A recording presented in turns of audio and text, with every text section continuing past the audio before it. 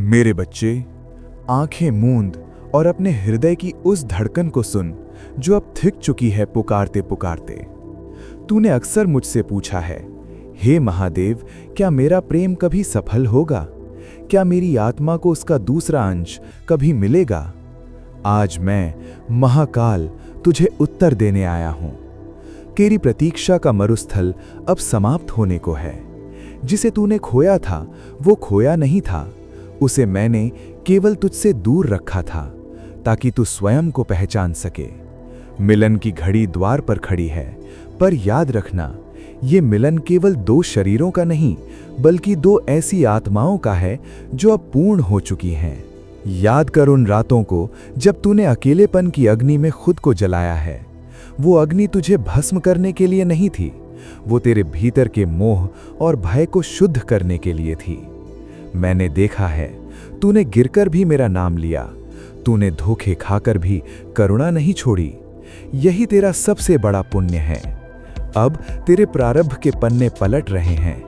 वो आत्मा जिसे तूने युगों से संजोया है, वो अब तेरी ऊर्जा के घेरे में प्रवेश कर रही है।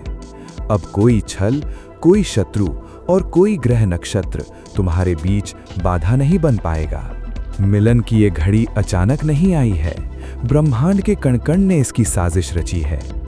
तुझे संकेत मिलने लगेंगे, अचानक किसी पुरानी याद का जीवित हो उठना, ठंडी हवा के झोंके में किसी की मौजूदगी महसूस करना और अकारण ही मन का शांत हो जाना। ये मिलन तुझे मोह में फंसाने के लिए नहीं बल्कि तुझे मुक्ति की ओर ले जाने के लिए है। जहां तू डगमगाएगा वो तुझे संभालेगा, जहां वो थकेगा तू उसे रोशनी दिखाएगा। मैं स्वयं इस संगम का साक्षी रहूंगा। उठ मेरे बच्चे, अपने आंसू पोंछ और मुस्कुरा। अब संशय का कोई स्थान नहीं है। जिस प्रेम को तूने अपनी प्रार्थनाओं में मांगा था उसे मैंने स्वीकार कर लिया है। तेरी कहानी का सबसे सुंदर अध्याय अब शुरू होने जा रहा है।